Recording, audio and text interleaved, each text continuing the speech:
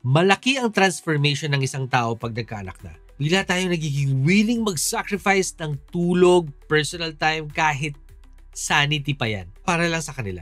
Lalo na sa mga may first babies. Ito ang unang beses na may taong ganun kaimportante na kaya mong gawin lahat ng yon. Kaya kakaiba talaga yung relationship ng parent sa anak. And here's another truth.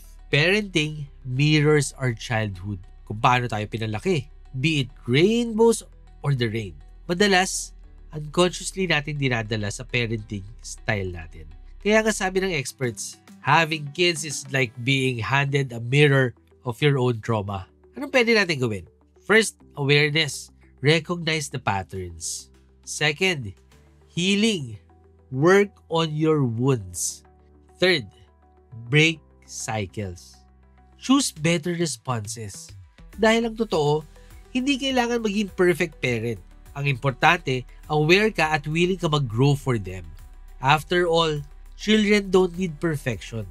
They need our presence and progress. Also, side note, malamang sa malamang, yun ang alam ng parents natin when they're trying to grow a human being.